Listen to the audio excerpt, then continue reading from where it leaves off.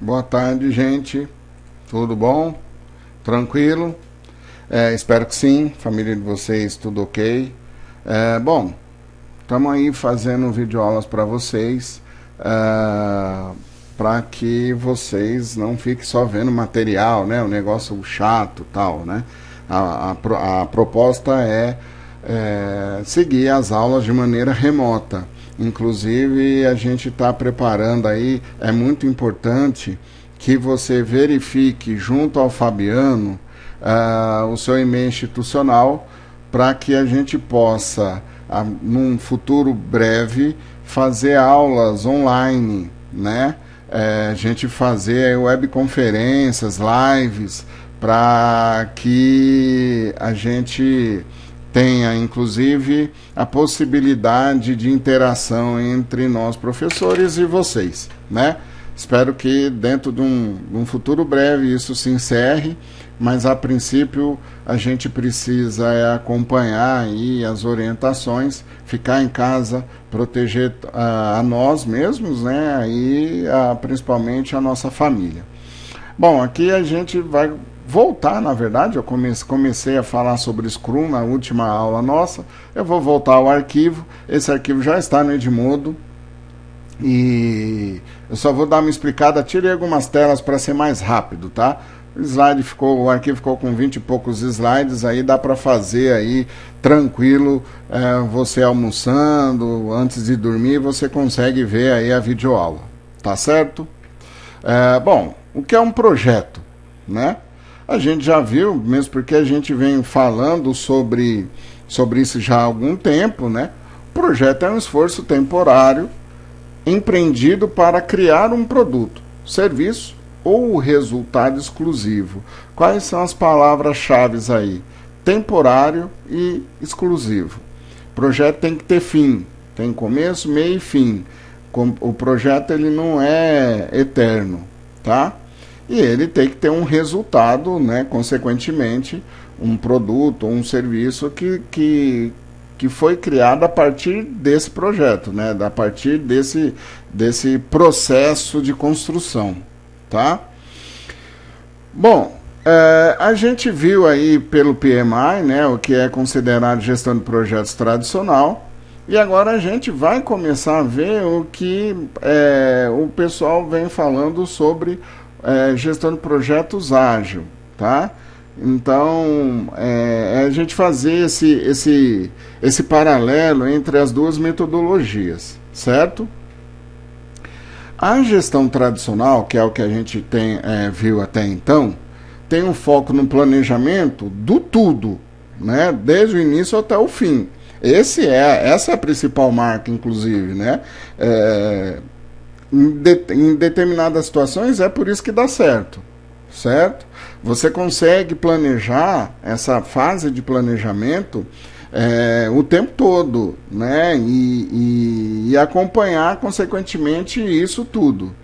Então, essa é a principal marca da gestão de projeto tradicional, certo? Aí a grande jogada aqui é a questão do project, né? Que aí você vê aí toda a sua estrutura planejada, né? E aí a partir do project, no caso aqui no slide, você vai fazer o acompanhamento da execução do seu projeto, correto? Mas se você observar, você vai ter toda a sua cadeia de tarefas listadas aí, né? Um projeto inteirinho, certo? No caso da metodologia ágil, a gente vai observar que não é bem por aí, tá? Você tem, então, no caso, 5 etapas, né? Um ciclo de vida da gestão do projeto tradicional bem definida, que é a definição ou iniciação, planejamento, execução, monitoramento, controle e encerramento. Elas são etapas bem definidas dentro de um projeto, tá? Desde do kickoff, que eu falei para vocês, até a assinatura do termo de aceite, né, que é o encerramento. Então, e a parte principal da nossa gestão de projeto seria, então, o planejamento, onde você define, né, o escopo e todas as atividades com seus cronogramas, com seus recursos, tudo lá dentro. E a partir disso aí é executar, controlar, ter plano de ação para isso e encerrar, certo? Continuando na gestão de projeto tradicional, então, o foco no planejamento do tudo que será realizado, como a gente já viu, envolve uma documentação muito grande. Não quer dizer que o outro não tenha documentação, mas é que na gestão tradicional essa documentação ela tem uma parte bem grande, né? Desde o início você tendo definição do escopo, definição do contrato, enfim, e aí vai, né, adendos, enfim, né, é uma documentação bastante grande. Mudanças acabam sendo resistidas e burocratizadas. O que quer dizer isso? Por isso até que eu tenho project, né, galera? Para você controlar tudo que possa alterar o seu planejado. Esse é o maior drama, né, do gerente de projeto, inclusive. Você alterar o que foi planejado. Isso, para a gestão tradicional, é um horror. Por quê? Porque é muito difícil ficar alterando. Como tudo está amarradinho, acaba sendo muito estressante você mudar isso aí, porque com certeza vai alterar em alguma outra, vai espirrar em alguma outra tarefa, consequentemente pode gerar aquele efeito pedra no lago, né? Que aquela onda vai levando até chegar no seu caminho crítico. A hora que chegar no seu caminho crítico, que são aquelas tarefas principais, né? A sua coluna principal, seria a coluna principal do seu projeto, com certeza será alterado o prazo final do seu projeto. E isso é o que não se quer dentro do seu projeto, dentro da gestão de projetos tradicional. Certo? E quando é melhor utilizar a forma tradicional? Tudo que tem um padrão muito grande, né? Tudo que você consegue prever o começo e o fim de uma maneira fácil, tranquila. Aqui, em contrapartida, todo aquilo que você não consegue definir de maneira muito simples todas as etapas do projeto, isso não se enquadra bem dentro da forma tradicional de gerir um projeto. Então, olha lá, uma ponte da qual não cabe alterações, ponte a ponte em tudo quanto é lugar, né? Então, você não vai conseguir mudar muito ela, né? Prédios, né? Vamos dizer assim, construção civil de maneira geral, né? O que nesse caso aqui está mostrando, né? A parte de arquitetura, né? Então, por exemplo, tem um projeto de arquitetura numa casa, pode ser casa de Coab, vamos dizer assim, todas iguaizinhas. Então, voltando nesse caso aqui, cada casa é uma casa, isso pode modificar, o cara pode não gostar de alguma coisa do projeto, enfim, né? Aí isso vai se alterando, né? Conforme eu vou fazendo um cômodo por vez, né? O meu cliente ele pode gostar ou não de determinada coisa que seja feita, né? Em determinado cômodo. E obviamente a parte de software, né? Por quê? Porque é muito abstrato. E aí o cara ele vai tendo ideias de acordo com o que você vai entregando. Só que como é que eu vou dando ok ou não, se a cada 15, 20 dias que eu vejo a cara do software, né? dependendo da situação. Isso se o cara me entregar, né, fazer pequenas entregas a cada 15, 20 dias, às vezes fica um tempão sem me dar alguma entrega, e aí na hora que eu vejo não era nada daquilo que eu queria, né? Então, quando é muito abstrato assim, vai ficando cada vez mais difícil do cara aceitar e entender que seria aquele produto, né, que ele comprou, que alugou, enfim, certo? E como é que seria a gestão ágil dos projetos, né? Como é que seria isso?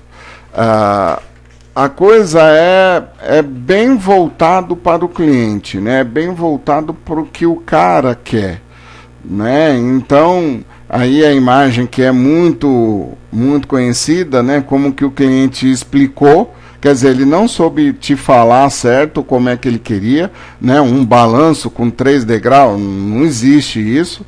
O que o líder do projeto entendeu é um balanço, mas no meio do tronco também não vai ter nenhuma funcionalidade, e o que de fato o que o cliente queria. Então, por falha de comunicação, e isso em TI é muito comum, já que os universos são bem distintos, né? Por isso até que um analista pode ser um programador, mas um programador dificilmente seria um analista, por causa dos perfis, né, que estão envolvidos aí. A falha de comunicação é muito comum.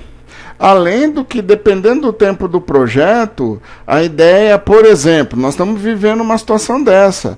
Vamos imaginar que eu contratei um desenvolvimento de software para alguma coisa dentro da minha empresa. Pô, agora eu tenho que mudar, bicho, porque agora com essa epidemia, tá todo mundo em casa, não pode funcionar mais desse jeito, tem que ser de outra maneira agora. Enfim, as coisas acontecem com uma velocidade muito grande e é difícil de você manter, dependendo do tamanho desse projeto, da durabilidade, né, do tempo que ele vai levar para se finalizar. É muito difícil você ter a mesma ideia que você tinha quando você começou. E essa ideia ainda não era nem tão clara assim. Então é bem complicado você planejar um negócio por inteiro, sendo que tem tantas variantes envolvidas, né, nesse miolo aí. E aí um parâmetro, né? Metodologia, ela está voltado a tradicional, desculpe. Está voltada a planejamento, o outro não, está dirigido por valores, por entregas. Um é seguir um plano a qualquer preço, né?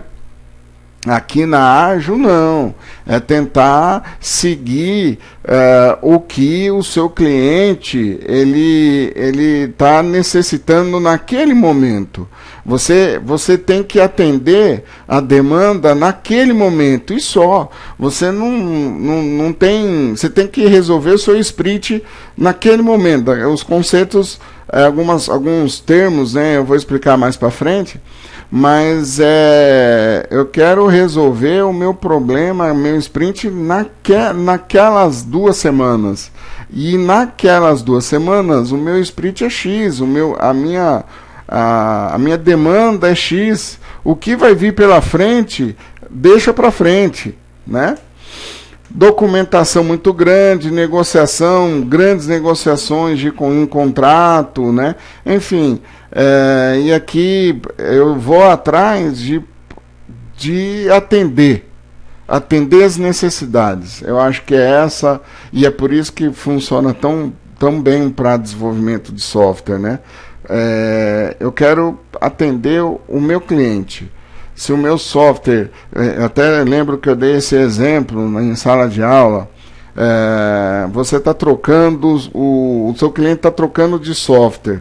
Se você não souber o porquê que ele está trocando, e se o motivo pelo qual está fazendo ele trocar for igual, o seu também não atender, não adianta. Então, a jogada principal é atender o seu cliente, atender as necessidades. Senão, nada vale a pena, né? Não vai valer a pena todo o esforço. E aqui justamente esse slide falando que eu posso ter várias entregas durante o meu projeto, durante as minhas semanas aí, ou os meus sprints, e que, mediante a minha entrega, eu tenho uma velocidade e uma facilidade de alteração muito grande. Por quê? Porque eu não estou preocupado com o lá da frente, eu estou preocupado com a entrega de hoje. Então, teoricamente, se eu tiver que alterar hoje, se eu ficar um dia mais, um dia menos para alterar essa entrega, não vou prejudicar meu projeto inteiro como um todo, né? Porque ainda não estou preocupado lá na frente. É claro que você, de alguma maneira, você tem que ter uma noção do caminho a ser percorrido, mas, como diz o outro, a grande caminhada se faz com os pequenos passos, né? Então, a ideia é sempre resolvendo problema por problema, sprint por sprint, e entregando esse valor. Né? Essa que é a jogada. E qual que é o melhor? Vai depender da situação, né? Mas a grande jogada e hoje cada vez mais quem sobrevive, é quem se adapta melhor às dificuldades, às intempéries, né, que vai aparecendo. Então é essa pessoa que vai sobreviver, né? Sendo PJ, né, ou pessoa física, né? São essas pessoas que irão sobreviver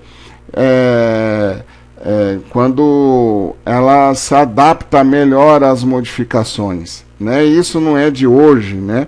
Isso o Charles Darwin descobriu há trocentos milhões de anos atrás, né? Então,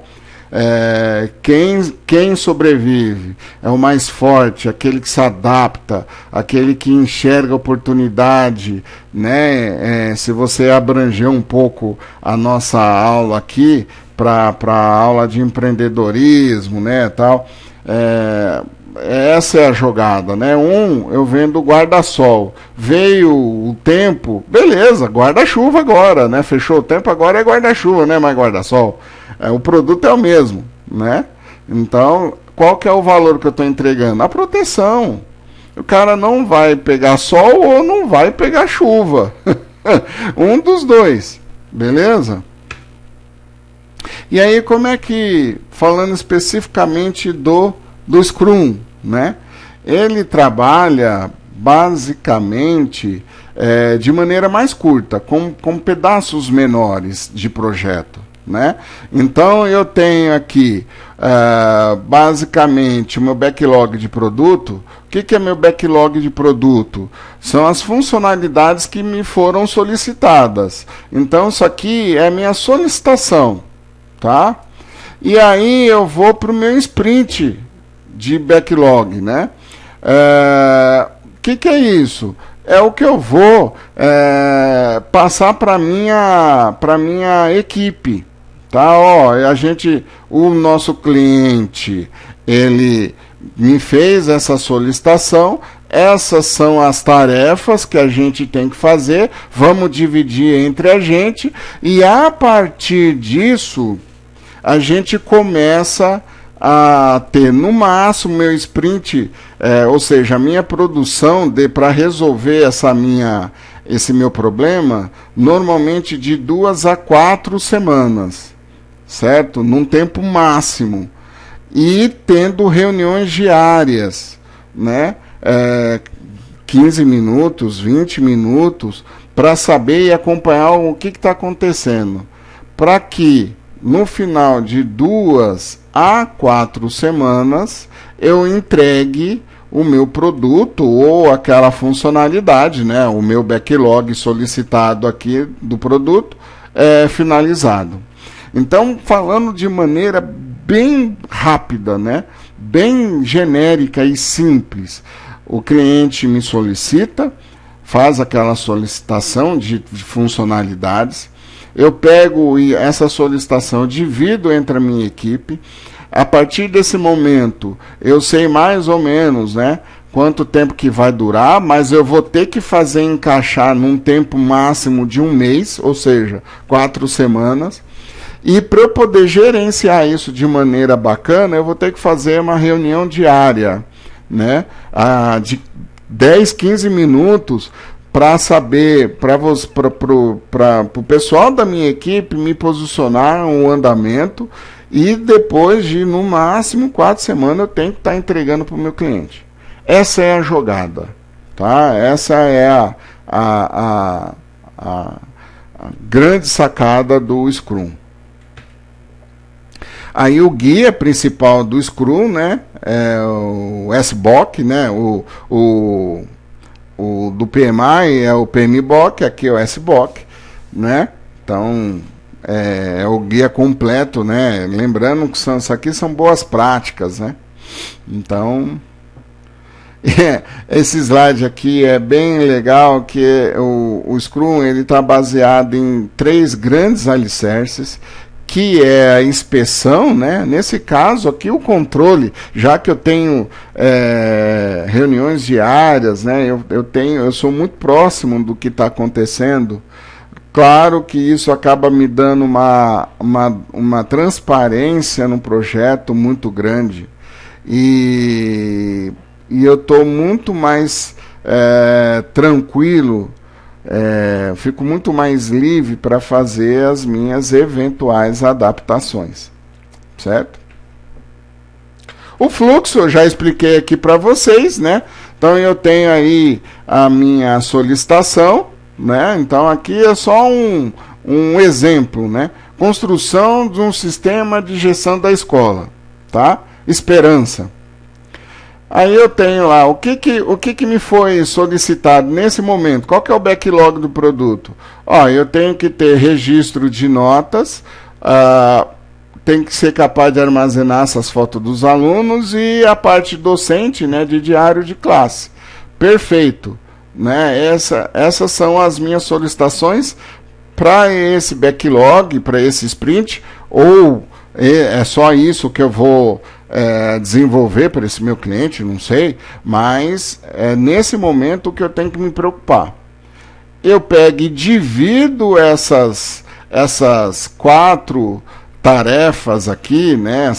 São 3 aqui, mas são 4 quadradinhos aqui, a questão do registro de nota.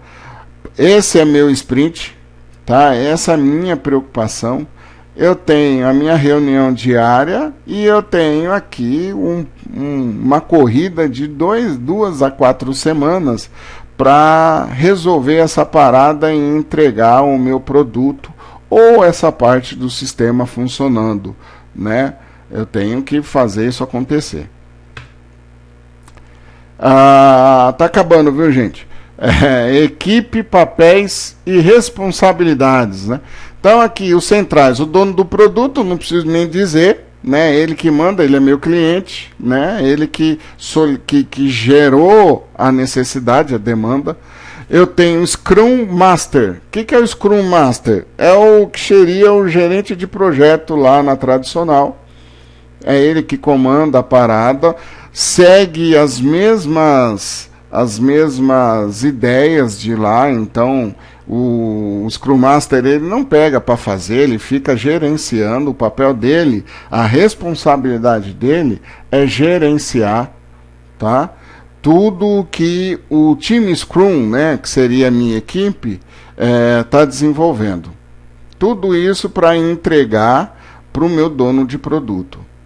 E os não essenciais? Eu tenho os usuários, que bem provavelmente eu vou ter que conversar com ele, né, os usuários do sistema, atual sistema, ou que vai ser o usuário do meu sistema. Eventuais parceiros que eu tenha, fornecedores, gestores e outras organizações. Ou seja, pessoas, isso chamaria aí, vamos dizer, talvez stakeholder lá na gestão tradicional, direto, indireto, né? Vamos dizer assim, direto por causa dos usuários, mas o resto aí seria mais stakeholder indireto. Então, são pessoas que estão envolvidas ao meu projeto, cada um no seu grau, cada um com a sua responsabilidade e função, certo? E aí uma chavezinha para a gente terminar a aula de hoje, né? Então eu tenho uma galinha e um porco, né? E aí a galinha fala: e aí, porco, acho que deveríamos abrir um restaurante. Aí o porco fala: não sei não, qual seria o nome? A galinha então vira e fala: que tal pernil com ovos? E ele fala assim: melhor não, né? Eu estaria comprometido, enquanto você estaria apenas envolvido. Então, pensa sobretudo nos seus estudos nesse momento. Você está comprometido ou envolvido? Abraço para todos. Tchau. Até a próxima.